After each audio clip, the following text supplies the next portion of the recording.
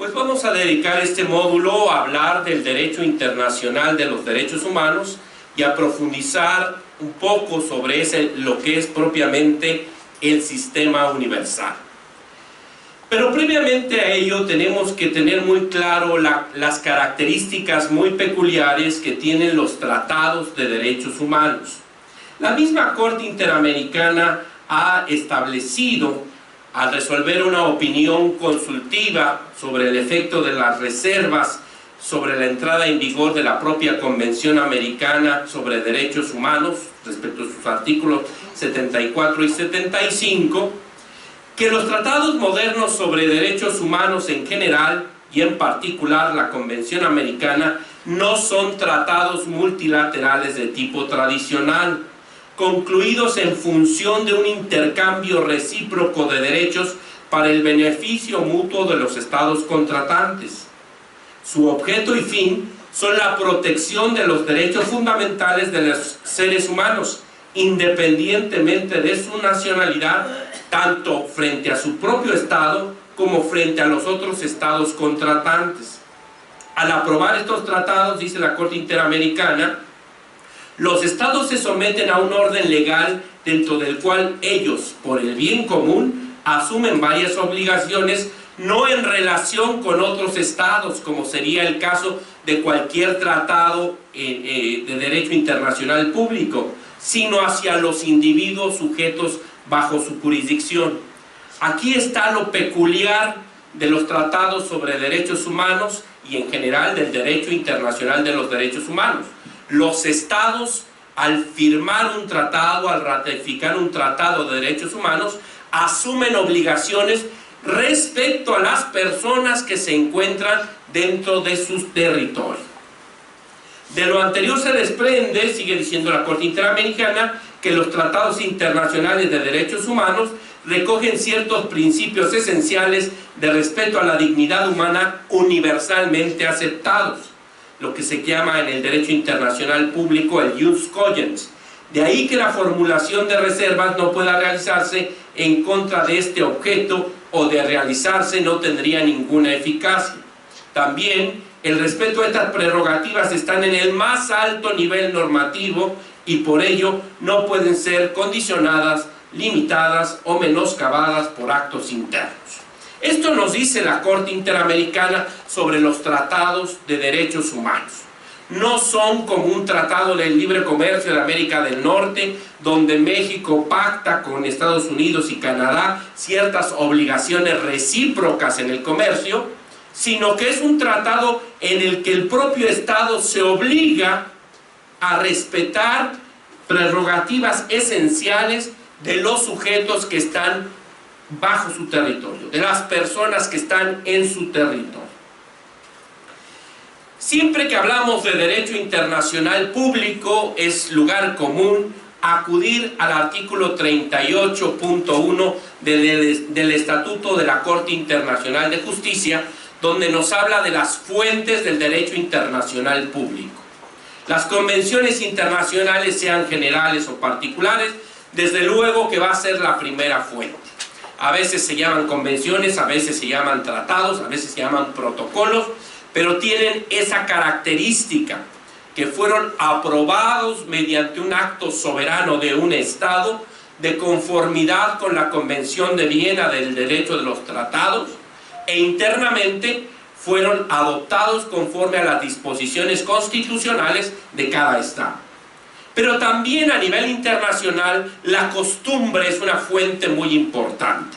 Los principios generales de derecho y las decisiones judiciales y las doctrinas de los publicistas de mayor competencia de las distintas naciones como medio auxiliar para la determinación de las reglas de derecho. Entonces, no todo el derecho internacional público son tratados, ya en el caso que nos ocupa, no todo el derecho internacional de los derechos humanos son tratados, y por eso es que la argumentación que se utiliza por los tribunales internacionales en materia de derechos humanos, pues se acude a decisiones judiciales, a doctrinas de publicistas, a prácticas generalmente aceptadas en los estados, a principios generales del derecho. Algo muy peculiar del derecho internacional de los derechos humanos es que hay vasos comunicantes. Es decir, no por tratarse de una corte como la Corte Interamericana de Derechos Humanos, siempre va a fundamentar y motivar sus determinaciones con tratados regionales, sino que para lograr argumentar con un estándar internacionalmente aceptado, acude a decisiones de otros tribunales, como la Corte Europea de Derechos Humanos, y a principios, relatorías de Naciones Unidas, incluso a tratados de Naciones Unidas, para evidenciar el estándar aplicable en materia de derechos humanos. El derecho internacional de los derechos humanos, que sabemos que para nuestro país ha cobrado una importancia fundamental, porque ahora está en el máximo nivel normativo, pues es un universo normativo inmenso. Podríamos hablar, y nada más para fines académicos, para tener un norte dentro de este territorio inmenso, tener una brújula en este territorio, que hay un derecho internacional de los derechos humanos primario, constituido por las normas de los tratados internacionales. Insisto que en algunas ocasiones se llaman convenios, en otros se llaman protocolos adicionales o propiamente un tratado internacional. Fíjense ustedes que la peculiaridad de los tratados, sobre todo los tratados multilaterales,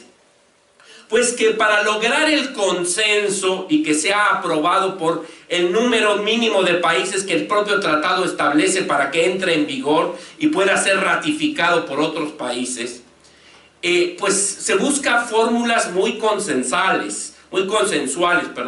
muy amplias, muy vagas, de tal manera que muchas veces el contenido del tratado no lo tenemos precisamente en estas fuentes primarias, sino en las fuentes secundarias, en la interpretación que de ese tratado hacen los órganos facultados por ese propio tratado. A nivel regional americano, la Corte Interamericana de Derechos Humanos es el máximo intérprete de la Convención,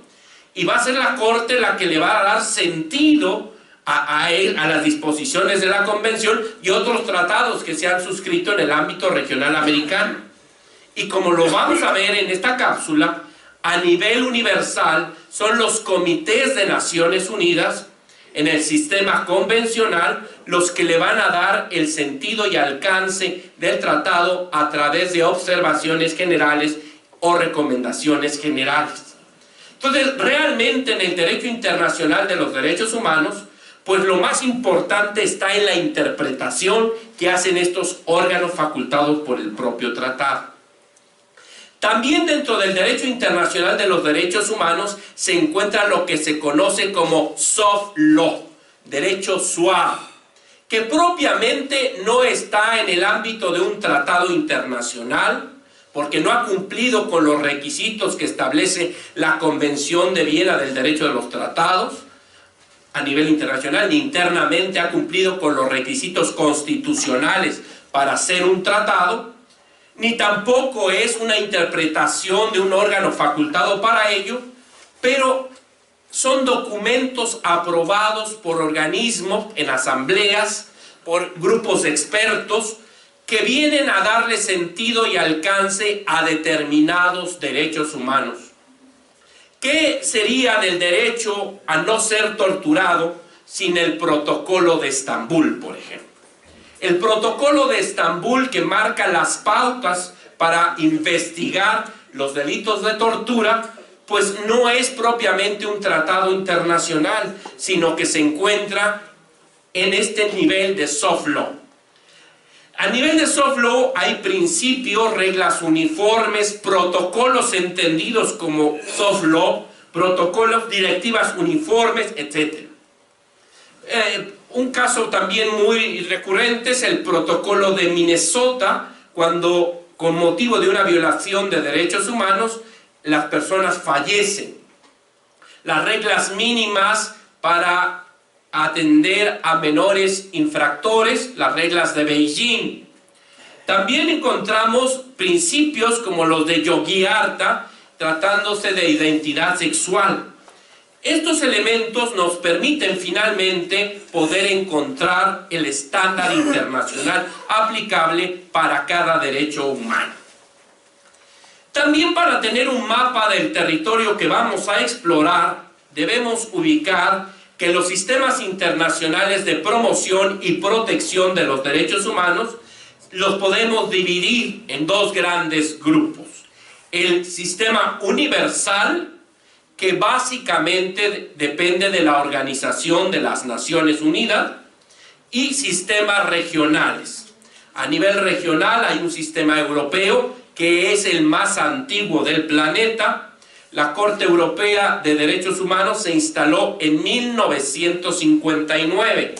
El sistema regional americano, del que vamos a hablar en otra cápsula, y un incipiente sistema africano a través de la ratificación de una Carta de Derechos de las personas y de los pueblos en África.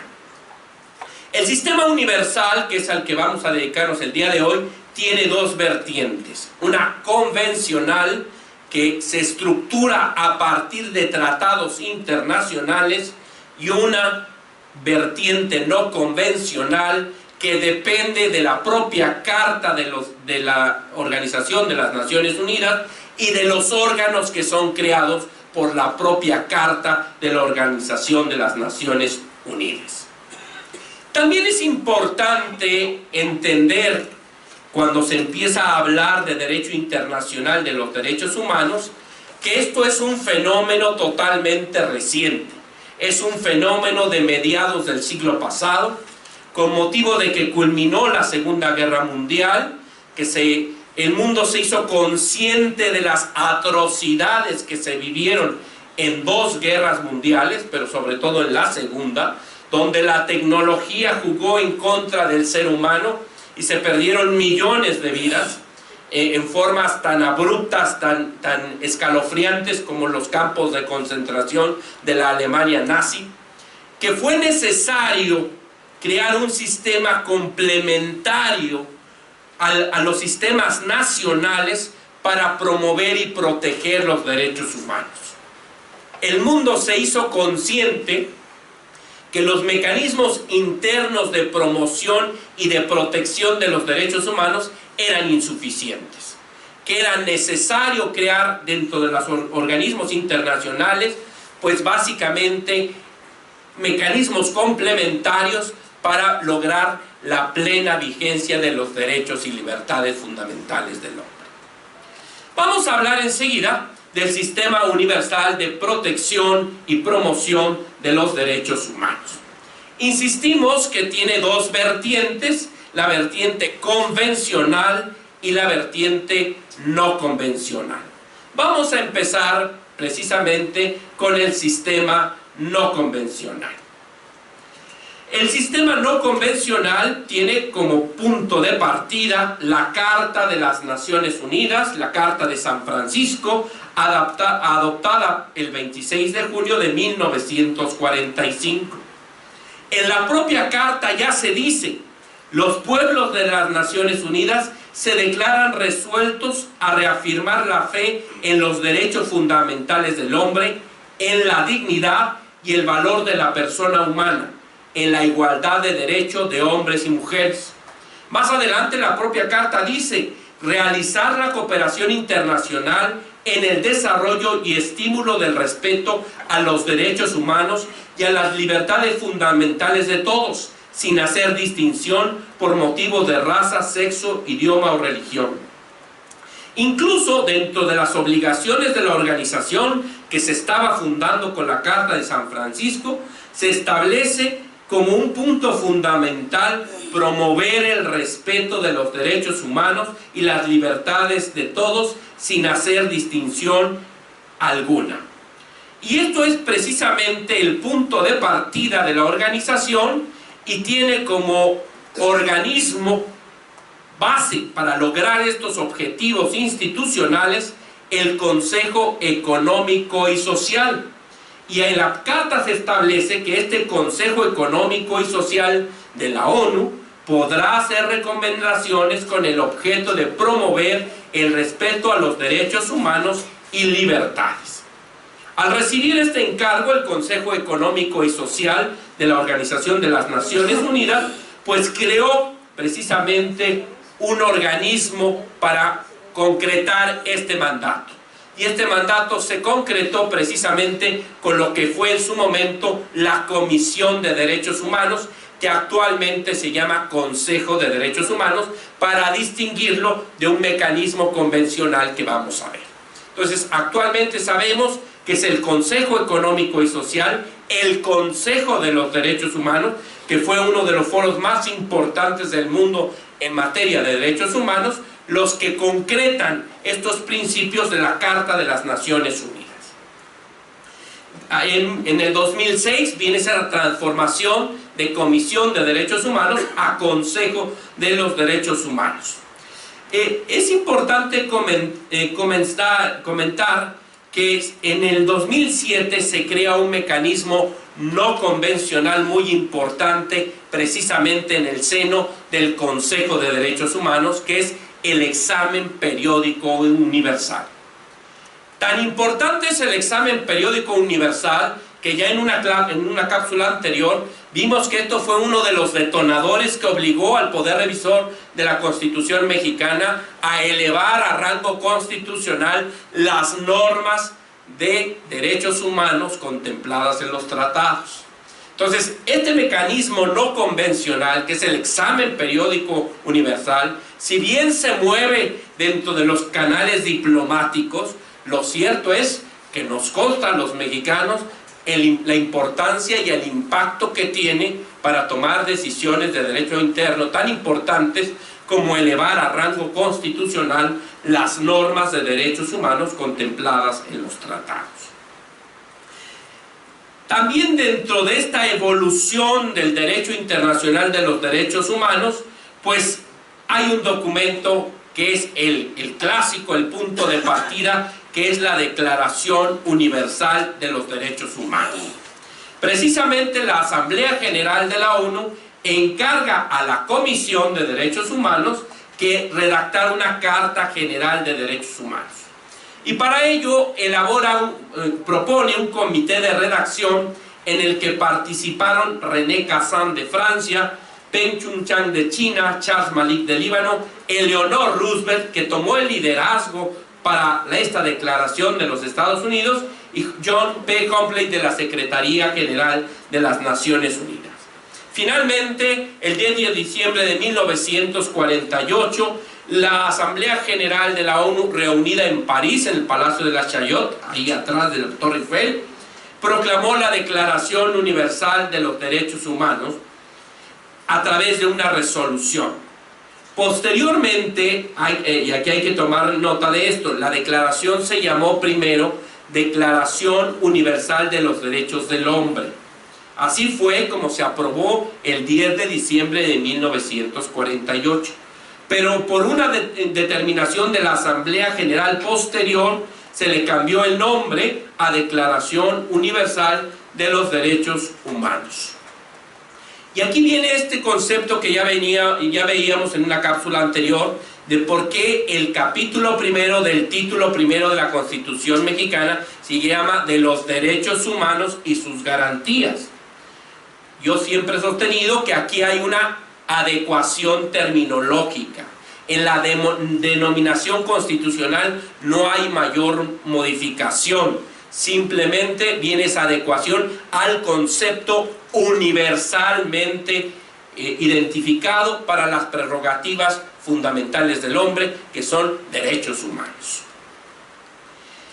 La declaración, a pesar de ser aprobada el 10 de diciembre de 1948, para ese momento y todavía actualmente sigue siendo un documento de vanguardia, porque no solo recopila derechos de primera generación, civiles y políticos, sino también derechos de segunda e incluso de tercera, económicos, sociales y culturales. Desde luego, ya proclama los principios de universalidad, indivisibilidad e interdependencia de los derechos humanos. La propia declaración establece que los derechos deben disfrutarse sin distinción alguna por raza, color, sexo, idioma, religión, origen nacional, social, posición económica, nacimiento o cualquier otra condición, donde se recoge precisamente el principio de universalidad. El catálogo que tiene la Declaración Universal pues es muy amplio, son 30 derechos, que es el punto de partida para el reconocimiento pues precisamente de estos derechos esenciales del ser humano. Derecho a la vida, a la libertad, a la seguridad personal, la prohibición de la esclavitud y la servidumbre, prohibición de tortura, penas o tratos crueles, inhumanos o degradantes, derecho al reconocimiento de la personalidad jurídica, igualdad ante la ley, a no ser arbitrariamente detenido, preso ni desterrado, derecho a un juicio justo, derecho a la presunción de inocencia y el principio de legalidad, respeto a la vida privada y familiar, a la libertad de circulación y residencia, asilo en caso de persecución, derecho a la nacionalidad, al matrimonio, a la propiedad, a la libertad de pensamiento, de conciencia y religión, libertad de expresión, libertad de reunión y asociación pacíficas, derecho a participar en el gobierno del país del que se es nacional. Pero también, como decíamos, tiene derechos humanos de segunda y tercera generación, derecho a seguridad social y a la satisfacción de los derechos económicos, sociales y culturales indispensables a la dignidad de la persona, derecho al trabajo y a la protección contra el desempleo, derecho a igual salario por trabajo igual, el derecho a una remuneración equitativa y el derecho de sindicación, derecho al descanso y a vacaciones periódicas pagadas, derecho a un nivel adecuado que asegure la salud y el bienestar, derecho a la educación, derecho a tomar parte en la vida cultural de la comunidad y el derecho a la protección de los derechos de autor, el derecho al establecimiento de un orden social internacional en que los derechos y libertad proclamados en la declaración se hagan plenamente efectivos. Siempre se ha hecho el cuestionamiento del valor jurídico de la declaración. La Declaración Universal propiamente no es un tratado internacional que haya sido adoptado conforme a la Convención de Viena, aunque la Convención de Viena es después de 1969, conforme a los principios del derecho internacional público, ni conforme a las disposiciones constitucionales. Es un documento que se aprobó por parte de la Asamblea General. Sin embargo, y esto viene de Aristóteles, nadie en su sano juicio podría poner en tela de juicio, eso es lo que cito de Aristóteles, el valor normativo, el valor moral, el valor pragmático para reconocer la dignidad de la persona humana de la Declaración Universal. Técnicamente podríamos decir, dentro de este primer cuadro que platicaba yo con ustedes, que la Declaración Universal es un soft law, propiamente no es un tratado internacional. Por eso es que la propia Asamblea General de las Naciones Unidas pues estableció después la necesidad de que se crearan verdaderos instrumentos vinculantes, como fueron los pactos de Nueva York y la creación de todo el sistema convencional de protección y promoción de los derechos humanos. Pero la declaración sin duda es un documento muy importante. Vamos ahora a poner atención propiamente a lo que es el sistema no convencional. El sistema no convencional parte de lo que actualmente se llama Consejo de Derechos Humanos, que deriva del Comité Económico y Social y que tiene como principal instrumento el examen periódico universal. Todos los Estados miembros de la Organización de las Naciones Unidas tienen que pasar revista cada determinado tiempo y se le formulan recomendaciones en materia de derechos humanos.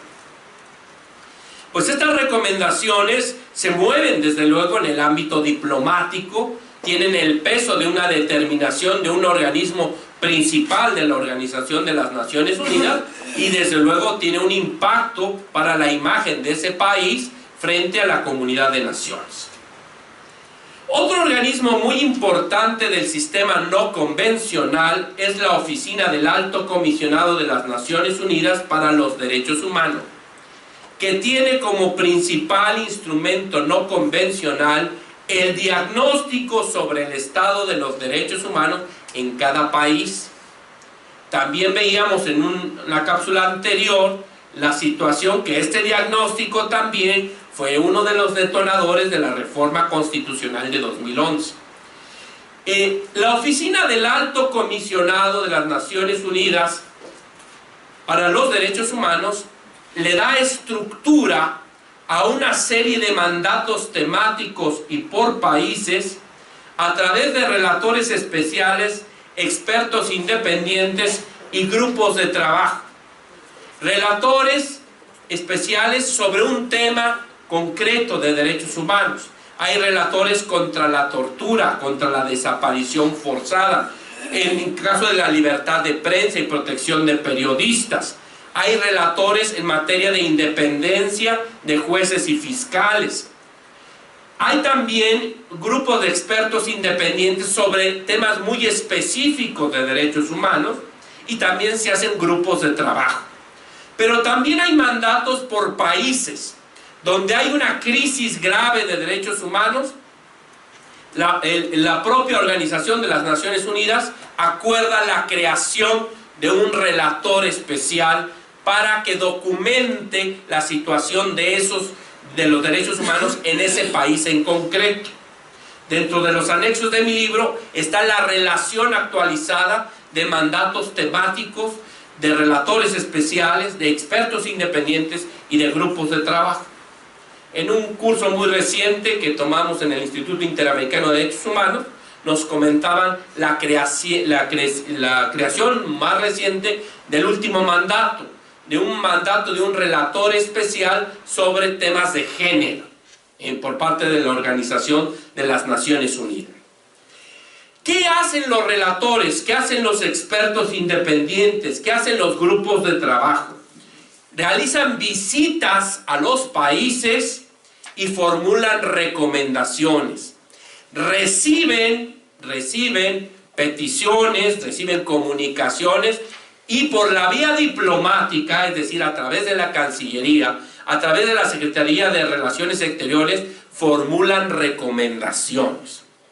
Este es un mecanismo que tiene ese impacto diplomático, pero que desde luego va generando pues una conciencia de que hay un problema de derechos humanos que debe atenderse por el país respectivo.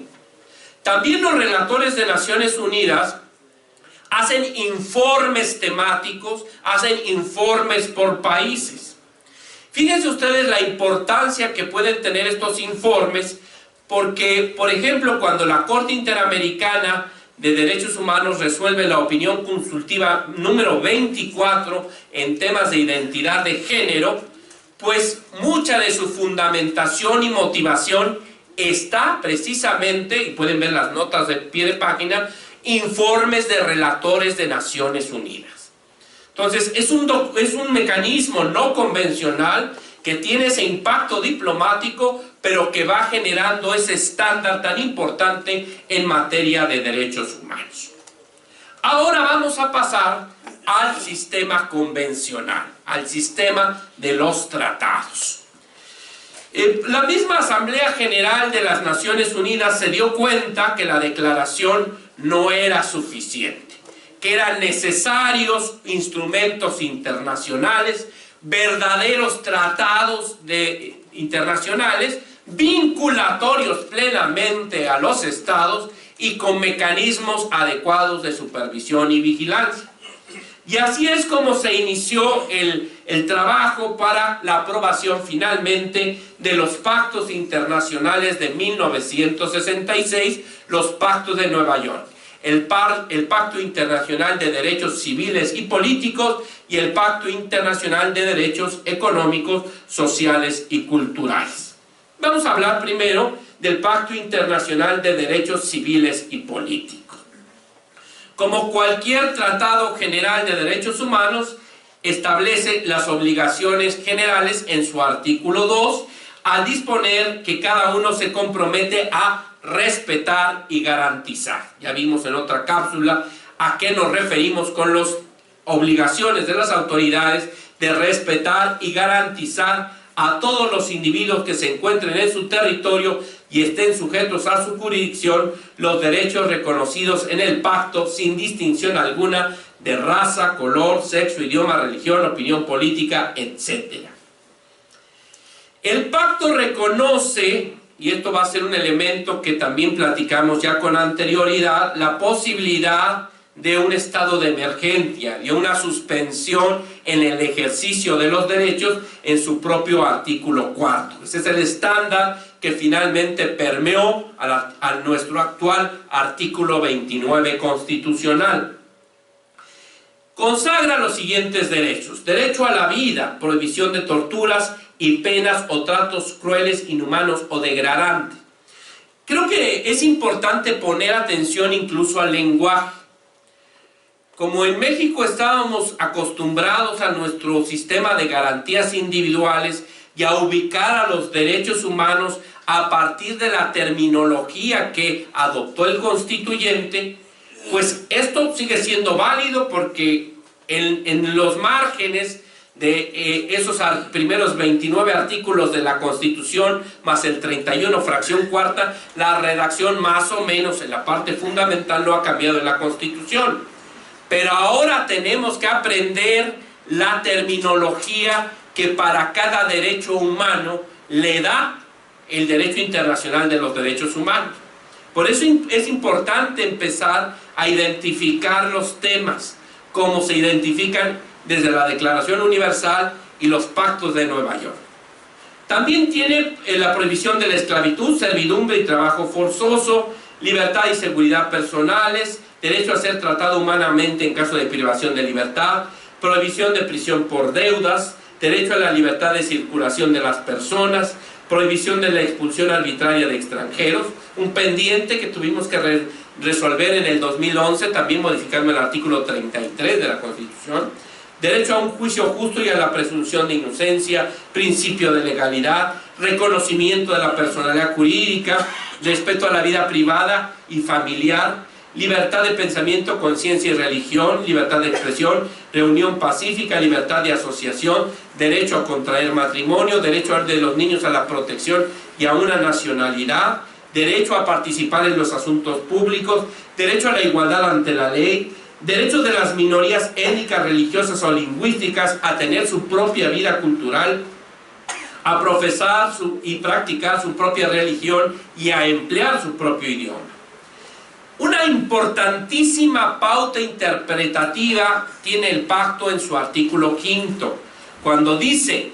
ninguna disposición del presente pacto podrá ser interpretada en el sentido de conceder derecho alguno a un grupo o individuo para emprender actividades o realizar actos encaminados a la destrucción de cualquiera de los derechos y libertades reconocidos en el pacto, a su limitación en mayor medida que la prevista en él.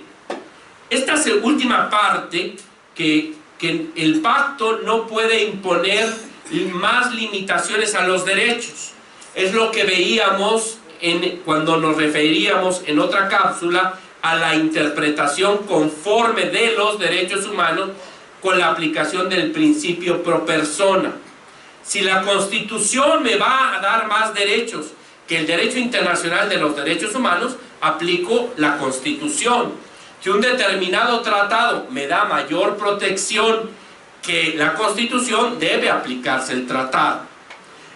Esta disposición va en consonancia con esta interpretación conforme que tenemos en la Constitución mexicana y que vamos a ver que se repite en el artículo 29 de la Convención Americana. En el artículo 20 existe prohibición de la propaganda a favor de la guerra, la apología del odio nacional, racial o religioso que constituye incitación a la discriminación, la hostilidad o a la violencia, que también deberá estar prohibida con la ley. Aquí es importante comentar que además de que ya sabemos que es el Pacto Internacional de Derechos Civiles y Políticos, por efecto de la reforma constitucional del 10 de junio de 2011, se incorporó en el máximo nivel normativo en nuestro país, que es parte de ese corpus juris de derechos humanos, de ese conjunto normativo de derechos humanos que es el parámetro de regularidad constitucional, como lo ha determinado la Suprema Corte de Justicia de la Nación en la contradicción de tesis 293/2011, trae ciertos mecanismos precisamente para su promoción y su protección. El propio pacto tiene un mecanismo obligatorio de carácter general para que todos los estados presenten cada 5 años informes. Ya estos informes son analizados por el Comité de Derechos Humanos, que es el órgano de vigilancia de este tratado, y emite observaciones finales. Esas observaciones finales se comunican vía diplomática al país, pero también están a consulta de todos nosotros en la página web de la Oficina del Alto Comisionado de las Naciones Unidas. Y aquí viene la posibilidad, a través de un mecanismo potestativo previsto en el pacto, de carácter voluntario a los estados, que permite que entre ellos se presenten comunicaciones. Que un estado le pida al comité que se pronuncie sobre alguna situación de derechos humanos de otro estado. Para ello se requiere la suscripción de un protocolo facultativo, por eso es un mecanismo potestativo. Finalmente, hay otro mecanismo a través de un protocolo facultativo que permite al comité recibir solicitudes, o como se llama en el lenguaje del derecho internacional de los derechos humanos, peticiones de individuos en lo particular, donde se solicita informes al país y se genera una recomendación. Este mecanismo facultativo pues permite que el comité pues pueda formular recomendaciones concretas a un país determinado derivado de una solicitud de un individuo en particular, salvo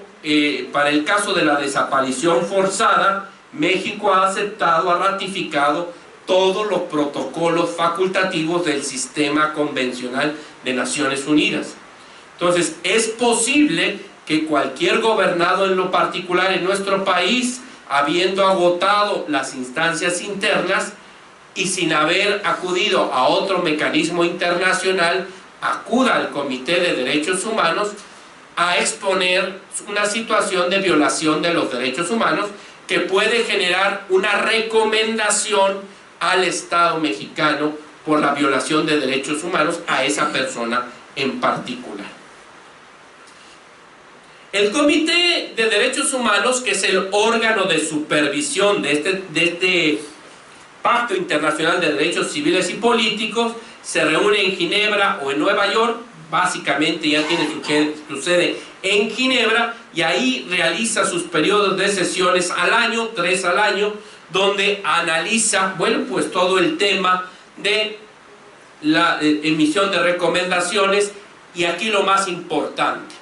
cada comité hace la interpretación del tratado respectivo a través de observaciones generales o comentarios generales. Es bien importante entender esta fuente del derecho internacional de los derechos humanos, que son las observaciones generales o recomendaciones generales del comité, porque es precisamente a través de este mecanismo convencional que el órgano expresamente creado por el tratado pues le da sentido y alcance a las disposiciones del tratado. Aquí, por ejemplo, en mi libro hago la mención de que a la fecha de edición había 35 observaciones generales o recomendaciones generales sobre los distintos temas materia del Pacto Internacional de Derechos Civiles y Políticos. Y abarca pues todos los aspectos de los derechos de igualdad, derecho a la vida, prohibición de la tortura, trato humano de las personas privadas de la libertad, libertad de opinión, no discriminación, la familia, etc. Todos los temas de derechos humanos que son abordados por el pacto. La verdad es una invitación a todas las personas que quieran profundizar en el derecho internacional de los derechos humanos a acudir a estas observaciones generales o recomendaciones generales. Son verdaderos libros de texto sobre cada tema concreto de derechos humanos. Es un poquito romper la inercia que tenemos en México de ver exclusivamente la tesis de jurisprudencia. Aquí es un documento muy robusto con un análisis integral de cada derecho humano en particular o un aspecto de un derecho humano en particular. Sí es importante tener a mano estas observaciones, saber que esta es la interpretación autorizada del Pacto Internacional de Derechos Civiles y Políticos, y como vamos a ver, esta situación se va a ir repitiendo en cada uno de los tratados de derechos humanos del sistema convencional, el del sistema onusino o de la Organización de las Naciones Unidas, donde cada comité, entre sus funciones más importantes, está la de hacer la interpretación a través de observaciones generales o de recomendaciones generales. El otro pacto de Nueva York de 1966 es el Pacto Internacional de Derechos Económicos, Sociales y Culturales. El pacto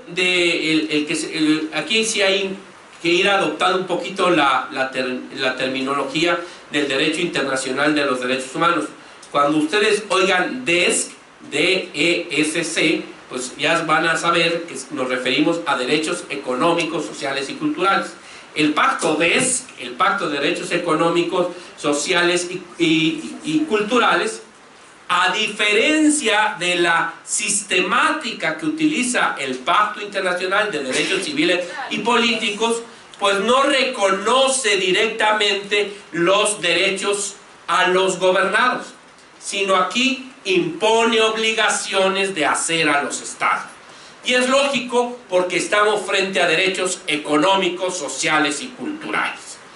Entonces aquí se le impone la obligación del Estado de que vaya desarrollando en el máximo de sus capacidades, como vamos a ver que dice la observación general 3 de este comité, pues sin discriminación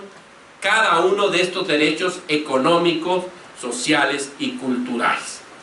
Y ya se insinúa desde el artículo 2 del Pacto Internacional de Derechos Económicos, Sociales y Culturales cuando dice: cada uno de los estados parte en el presente pacto se compromete a adoptar medidas, tanto por separado como mediante la asistencia y la cooperación internacionales, especialmente económicas y técnicas, hasta el máximo de sus recursos de que disponga, para lograr progresivamente, por todos los medios apropiados, inclusive en particular la adopción de medidas legislativas, la plena efectividad de los derechos aquí reconocidos.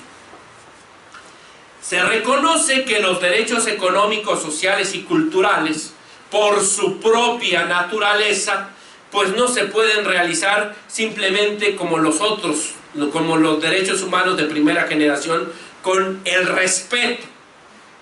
sino que tengo que adoptar medidas legislativas, medidas de crear instituciones, presupuestos, políticas públicas, y bueno, siempre habrá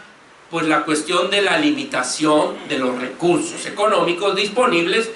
Por eso es que se habla que son progresivos. Son progresivos, esto no es de la noche a la mañana, que todos podamos tener asistencia para la salud de tercer nivel, pero tiene que ir caminando y con medidas serias, ¿verdad? Empezando por medidas legislativas para lograr progresivamente el pleno respeto de los derechos económicos, sociales y culturales.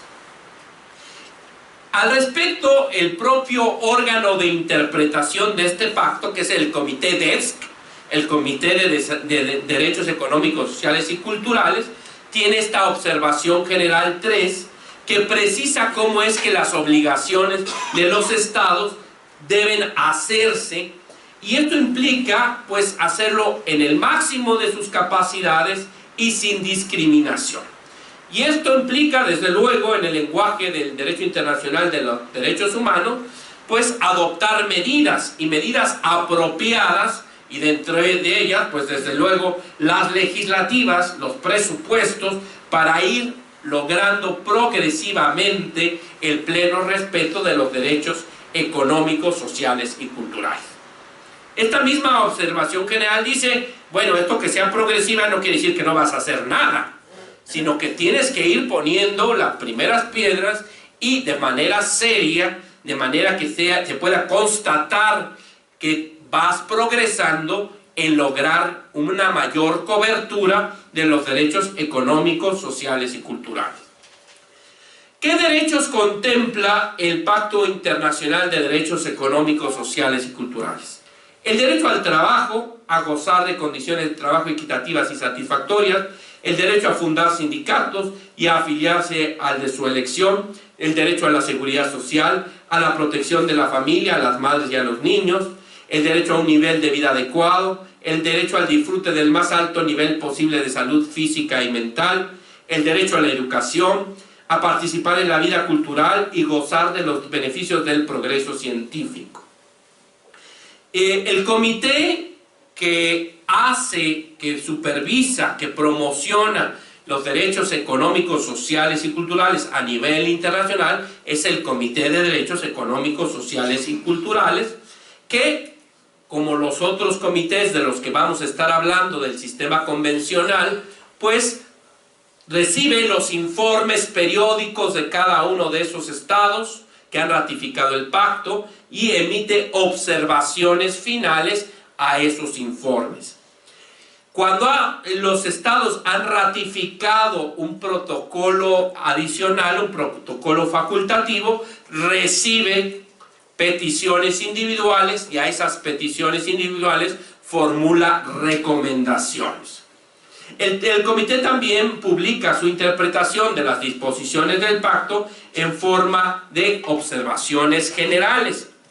A la fecha de cierre de edición, el Comité DESC, el Comité de Derechos Económicos, Sociales y Culturales, había formulado ya 23 observaciones generales. Y observaciones que van desde el derecho a una vivienda adecuada, las personas con discapacidad, los derechos culturales, a una vivienda adecuada, el derecho al agua, planes de acción para la enseñanza primaria, derecho a una alimentación adecuada, derecho al trabajo, a la seguridad social, la no discriminación y los derechos económicos, sociales y culturales, derecho de todas las personas a participar en la vida cultural, sobre los derechos a una salud sexual y reproductiva, etc. Y aquí vemos que a través de estas observaciones generales, el Comité de Derechos Económicos, Sociales y Culturales, pues le da contenido, le da esencia precisamente a las disposiciones de este pacto tan importante de Nueva York de 1966. Podemos decir que con la Carta de las Naciones Unidas, la Declaración Universal y los pactos de Nueva York, pues ya hay un andamiaje normativo muy importante a nivel universal en materia de derechos humanos. Sin embargo, a través de esfuerzos multilaterales en el seno de la Organización de las Naciones Unidas, se han venido suscribiendo otra serie de tratados ya sobre temas muy específicos. Podemos reconocer que ya desde los pactos internacionales pues hay temas como la tortura, como temas muy importantes como el derecho de los niños, de las personas con discapacidad, etc. Sin embargo, se ha visto la necesidad de perfeccionar los mecanismos, de individualizar más, de particularizar estos derechos humanos fundamentales. Ya incluso con anterioridad a los pactos de Nueva York de 66, se suscribió en el seno de Naciones Unidas un convenio sobre la prevención y castigo del delito de genocidio del 9 de diciembre de 1948. Y otro muy importante que tiene su propio comité, que es la Convención sobre la Eliminación de toda la forma de discriminación racial. del 21 de diciembre de 65. Estos convenios están plenamente vigentes, han sido ratificados por México, y en el caso del último, de la Convención sobre la eliminación de toda forma de discriminación racial, tiene su propio comité, que tiene básicamente las mismas funciones que hemos dicho respecto al Comité de Derechos Humanos y del Comité de Derechos Económicos, Sociales y Culturales. Las otras convenciones internacionales que se han venido ratificando en el seno de Naciones Unidas con esta sistemática, pues son la Convención sobre la eliminación de todas las formas de discriminación contra la mujer del 18 de diciembre de 1979, que tiene su comité, el comité CEDAW, que es muy importante. La Convención contra la tortura y otros tratos o penas crueles, inhumanas o degradantes de 1984. La Convención sobre los Derechos del Niño de 1989, que tiene un protocolo facultativo de la Convención relativo a la participación de niños en conflictos armados del 2000, y un protocolo facultativo de la Convención sobre Derechos del Niño relativo a la venta de niños, la prostitución infantil y la utilización de niños en la pornografía del 25 de mayo de 2000. Aquí podemos advertir que ya todo el andamiaje del sistema convencional de Naciones Unidas actualmente se integra por los siguientes tratados. Por el Pacto Internacional de Derechos Civiles y Políticos, que tiene el Comité de Derechos Humanos como su órgano de promoción y protección. El Pacto Internacional de Derechos Económicos, Sociales y Culturales, que tiene el Comité DESC, precisamente con la finalidad también de recibir los informes, formular observaciones finales a esos informes, recibir comunicaciones entre los estados y emitir observaciones finales, y en el caso de que se haya ratificado por el estado el protocolo facultativo respectivo, pues recibir peticiones individuales de gobernados en lo individual y formular la recomendación respectiva que se transmite por canales diplomáticos. La Convención Internacional sobre la Eliminación de todas las formas de discriminación racial, con su propio comité. La Convención Internacional sobre la Eliminación de todas las formas de discriminación contra la mujer, que tiene el famoso comité CEDAW.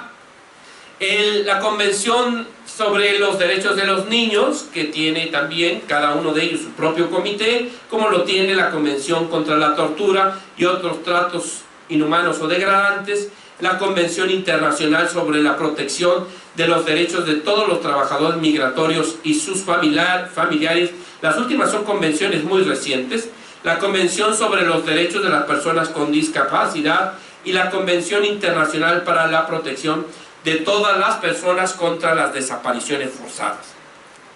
Salvo la última, México no, en la Convención Internacional para la Protección de todas las personas contra las desapariciones forzadas, México no ha aceptado la posibilidad de un protocolo facultativo para que se puedan formular peticiones individuales en el caso de desaparición forzada. Resulta incongruente que si hemos ratificado todas las convenciones y todos los protocolos facultativos, precisamente el tema que creo que más lastima en materia de derechos humanos en este momento en nuestro país, que sea el tema que no se haya aceptado este mecanismo facultativo para que el Comité contra las Desapariciones Forzadas pues emita recomendaciones. Cada uno de los distintos comités va formulando sus observaciones generales y van siendo acumulativas, ¿verdad? Y aquí lo importante es pues saber que esta es una fuente muy importante para encontrar la interpretación de cada uno de los tratados que se han formulado en el sistema de Naciones Unidas. Entonces, que nos quede muy claro que a nivel universal, un poquito para recapitular, tenemos dos vertientes: la vertiente convencional y la vertiente no convencional. La vertiente no convencional deriva precisamente de la propia Carta de la Organización de las Naciones Unidas, del Comité Económico y Social y actualmente del Consejo de Derechos Humanos, que tiene como principal instrumento el examen periódico universal. Tenemos la Oficina del Alto Comisionado de las Naciones Unidas para los Derechos Humanos, con el mecanismo del diagnóstico sobre el estado de los derechos humanos en cada país en particular. La Oficina del Alto Comisionado de las Naciones Unidas para los Derechos Humanos da la base y el sustento a los mandatos temáticos o por país de relatores especiales, grupos de trabajo y expertos independientes sobre distintos aspectos de derechos humanos o por países. El sistema convencional se estructura a partir de los pactos de Nueva York y distintas convenciones multilaterales que se han suscrito en el seno de la Organización de las Naciones Unidas, cada uno con su órgano de interpretación, su órgano de promoción y de vigilancia, cuyas funciones fundamentales son la de recibir los informes que deben presentar los estados obligatoriamente, formular las observaciones finales respecto a esos informes, hacer pronunciamientos generales sobre la vigencia de los derechos humanos, en particular de cada uno de esos tratados, y cuando se ha ratificado precisamente los protocolos facultativos o mecanismos facultativos por cada uno de los estados, recibir las peticiones individuales de gobernados y formular recomendaciones sobre los temas de cada uno de esos comités. Además del sistema de la Organización de Naciones Unidas, sí hay que comentar otro sistema que es universal y que se ha explorado poco y que sí tiene un impacto muy importante, que es el de la Organización Internacional del Trabajo. México ha ratificado muchos de los tratados de la Organización Internacional del Trabajo, que principalmente giran sobre ese tópico. Sin embargo, hay alguno muy importante, que es precisamente el de comunidades indígenas y tribales, que tiene un impacto muy importante y que ha sido retomado incluso por la Corte Interamericana para establecer los derechos de propiedad de comunidades indígenas y tribales en su jurisprudencia, que es paradigmática a nivel universal sobre estas comunidades. Entonces hay que saber que además del sistema de las Naciones Unidas, pues están los convenios de OIT, que son obligatorios para los estados y que en el caso de México, pues sabemos que ahora tiene el máximo nivel normativo.